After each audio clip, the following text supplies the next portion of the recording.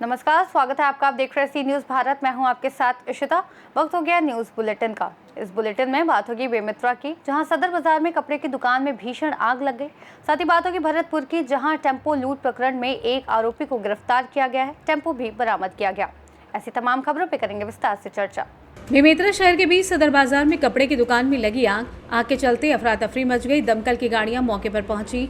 आग पर काबू पाने का प्रयास किया जा रहा है। लाखों के नुकसान का अनुमान लगाया जा रहा है। शॉर्ट सर्किट के चलते ये आग लगी।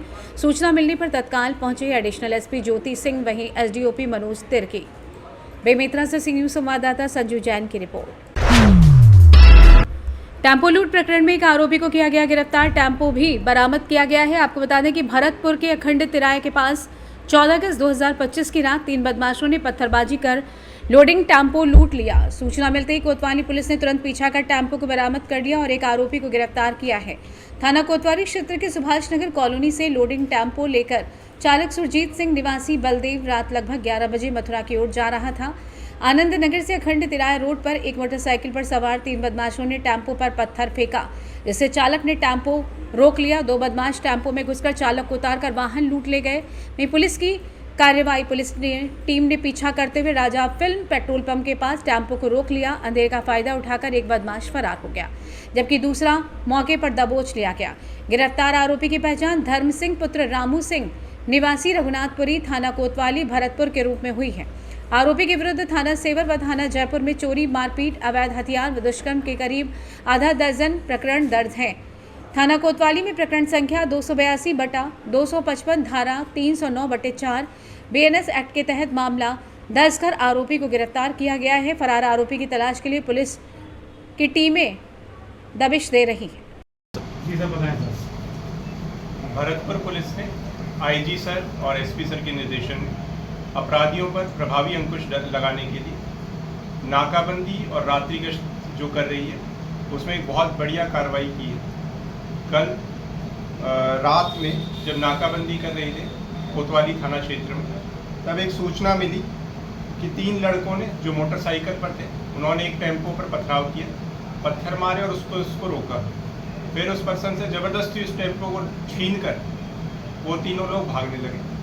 उसने जैसे ही निकट चलती 112 की गाड़ी को तभी उसने देखा, तो उसने उसको रुकवाया और अपनी सूचना दी। आगे 112 ने जो थाने की नाकाबंदी और SHO साहब को स्वयं बताया, तो SHO साहब ने भी आगे जो उसके हुलिया था टेम्पो का, उसके हिसाब से उसका पीछा किया। पीछा करते करते हमने ये टेम्पो को रुकवाया। उसमें से 2 लोग तो उस वक्त फरार हो गए, लेकिन अंधेरे का फ़ायदा उठाकर। लेकिन एक अपराधी जिसका नाम धन सिंह पुत्र रामू सिंह है और जो अजाऊ कुमेर का रहने वाला है, डीग का, इसको गिरफ्तार किया है। इसका जब चेक किया गया तो इसके खिलाफ 5 पहले के मुकदमे और हैं, जिसमें आर्म्स एक्ट के, हथियार रखने के और चोरी, इस तरीके की वारदात ये पहले भी देता रहा। तो एक प्रभावी अंकुश जो नाकाबंदी और रात्रि गश्त ने लगाया कि इस तरीके की लूट की घटना को हम रोक पाए और उसमें मुलजिम को गिरफ्तार किया। सर, ऑटो में कुछ था क्या? ऑटो में नहीं था, उसमें मेनली ये था ऑटो को ही छीन कर ले जाना उनका लक्ष्य था। ऊपर ये भी कह सकते हैं कि शायद ये गैंग भी हो और लोग भी इसमें शामिल हो। बिल्कुल गैंग, ये 3 लोग मिलकर ही कर रहे थे। बाकी और बदमाश भी हो सकता है कि ये इसी तरीके का काम करते हैं, क्योंकि पहले भी मुकदमे हैं। बाकी 2 अन्य साथियों को भी जल्दी गिरफ्तार कर लिया जाएगा जी। तो उस हिसाब से इस गैंग का भांडाफोड़ होगा और इस तरीके की जो भी असामाजिक तत्व हैं, उससे भरतपुर को मुक्त किया जाएगा। Thank you. भरतपुर से सी न्यूज़ संवाददाता देवेंद्र की रिपोर्ट। उत्तर प्रदेश के कन्नौज जनपद में गंगा नदी का जलस्तर बढ़ने से कासिमपुर गांव में पानी घुस गया। कई घर जलमग्न हो गए। ग्रामीणों की मुश्किलें बढ़ गई। आज राज्य मंत्री असीम अरुण पहुंचे बाढ़ प्रभावित क्षेत्र, जहां बाढ़ पीड़ितों को दी राहत सामग्री। फिलहाल 15 दिनों के लिए राहत सामग्री दी गई है। मंत्री बोले 2 से 4 दिन में पानी नहीं घटा तो फिर से मदद मिलेगी। ग्रामीणों को सतर्क रहने और सुरक्षित स्थान पर रहने की सलाह दी गई है। प्रशासन लगातार हालात पर पैनी नजर बनाए हुए हैं। गंगा का जलस्तर खतरे के निशान के करीब बताया जा रहा है। बाढ़ प्रभावित लोग जल्द ही राहत की उम्मीद में हैं। कन्नौज सदर ब्लॉक क्षेत्र के कासिमपुर गांव का ये हाल है। आइए जानते हैं स्वतंत्र प्रभार राज्य मंत्री असीम अरुण ने और क्या कुछ कहा। कन्नौज से सी न्यूज़ संवाददाता सीबू सैनी की रिपोर्ट।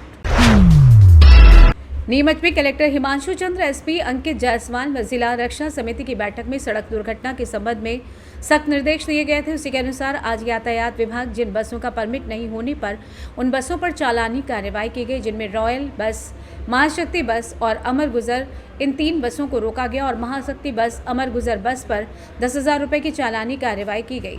यातायात प्रभारी अमित सारस्वत ने बताया कि कलेक्टर साहब व एसपी साहब के निर्देशानुसार सड़क दुर्घटना को देखते हुए ये मुहिम चलाई गई, जिसमें ड्राइवर कहीं शराब पीकर तो गाड़ी नहीं चला रहा है, उसका लाइसेंस है या नहीं, बस का परमिट भी है या नहीं, जांच पड़ताल कर कार्रवाई की गई और 2 बसों का परमिट और बीमा नहीं होने पर आईटी ऑफिस के थाने में कड़ी कार्रवाई की गई है और विधिवत रूप से कार्रवाई की जाएगी। वहीं पैसेंजर हुए परेशान, पैसेंजरों ने कहा कि हम घर कैसे जाएंगे, वही दूसरी बसों की व्यवस्था करवाएं। हमने परिवार वालों को फ़ोन करके बोल दिया है, बस में बैठ गए हैं, हमें घर जाना है, दूसरी बसों की व्यवस्था की जानी चाहिए। कागज़ कंप्लीट नहीं है तो हम लोगों को बैठाया क्यों बसों में, जान जोखिम में डालकर बसें क्यों चलाई जा रही हैं। जवाब देना है ना। क्या हुआ आपके साथ में आज? कहाँ जा रहे थे बस में बैठ के आप? हम मंदसौर जा रहे थे, वहाँ से हम बस में बैठे। अब यहाँ हमको रास्ते में रोक लिया गया है कि बिना परमिट की गाड़ी है। इतना टाइम हो गया हमको, हम कितनी देर तक वेट करेंगे बताओ आप। हमने भी तो घर फोन लगा दिया ना घर पे कि भी हम बस में बैठ गए। सबको पता है मंदसौर से नीमच का कितनी देर का रास्ता है, तो हमको भी घर पे जवाब देना पड़ेगा ना। कब तक पहुँचेंगे हम? तो या तो हमको ये बस में बिठाए व्यवस्था करके, इतनी सवारी डिस्टर्ब हो रही है, सब किसको जल्दी पहुँचना है घर पे, तो आप अपनी व्यवस्था करके बिठाओ हमको। इनको समझ में ही नहीं आ रही है, या बिना परमिट की गाड़ी थी तो हमको बिठाएंगे ही था बस में इनको लोगों को।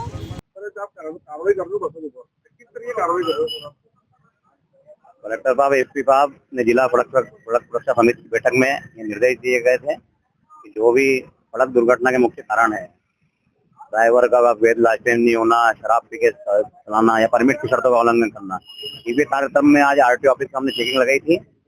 जो हमारे द्वारा 3 बसें चेक की गई, एक रॉयल बस सर्विस, महाशक्ति और एक गुजर बस। इनमें दोनों बसों के पास कोई वैध परमिट नहीं पाया गया, उनकी चालानी करी गई 66/100 कानून के तहत। और वीर गुजर के पास तो किसी प्रकार का फिटनेस और बीमा नहीं पाया गया, तो इसको आरटीओ कार्यालय में खड़ी कराया गया। नीमच से सी न्यूज़ संवाददाता महेश की रिपोर्ट। खबर रायबरेली से है, जहां आज स्वतंत्रता दिवस के दिन दुकान पर कब्जे को लेकर 2 पक्षों में दिन दहाड़े फायरिंग हो गई। दिन दहाड़े हुई ताबड़तोड़ फायरिंग से हड़कंप मच गया है। पूरा मामला हरचंदपुर क्षेत्र के कस्बे के रहने वाले अशोक और सुधीर के बीच दुकान पर कब्जे को लेकर विवाद हो गया। मामला इतना बढ़ गया कि दोनों पक्षों से ताबड़तोड़ फायरिंग शुरू हो गई। फायरिंग में लगभग आधा दर्जन से अधिक लोग घायल हो गए हैं। वारदात की सूचना मिलने पर पहुंची पुलिस ने घायलों को इलाज के लिए अस्पताल भेजा।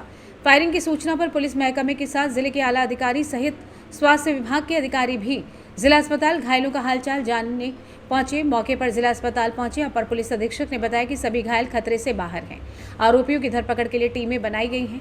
जल्द ही आरोपियों को गिरफ्तार कर लिया जाएगा। आइए जानते हैं दिन दहाड़े हुई इस वारदात को लेकर और कोई क्या कुछ बताया जिले के अपर पुलिस अधीक्षक संजीव कुमार सिन्हा ने। एक अशोक है और दूसरा सुधीर है। उन दोनों ने दुकान बनाई हुई है और उस दुकान में एक पक्ष ने ताला बंद कर दिया था, दूसरे पक्ष ताला खोल लिए जाने को लेकर के विवाद हुआ। इसमें जो है तमंचे से 12 बोर के तमंचे से फायरिंग है। फायरिंग में जो यहाँ पे 8-9 लोग जो मजरूब यहाँ आए हैं अस्पताल में, अभी हम लोगों ने प्रथम दृष्टया जो देखा है, इसमें से अधिकांश सभी मजरूबों को जो 12 बोर के छर्रे होते हैं उनकी चोट है। प्रथम दृष्टया अभी हम लोगों ने ये किया है। वास्तव रूप से जब सीएमओ साहब से या सीएमएस साहब से मेरी बात होगी, अभी हम लोगों ने सभी मजरूबों को देखा है, तो यहाँ पे डॉक्टर ने प्रथम दृष्टया यही बताया है कि जो फायरिंग के छर्रे सभी लोग को, उसमें से जो अशोक पक्ष है उनके 3 भाई थे और जैसा कि प्रथम दृष्टया बता रहे हैं कि आसपास दुकान के लोग थे, बाजार के लोग थे, उनको छर्रे लगे हैं और इनका अभी इलाज चल रहा है। और हमारी डॉक्टर साहब से बात हुई है कि सबकी स्थिति सामान्य है और किसी भी तरह की कानून व्यवस्था की स्थिति नहीं है।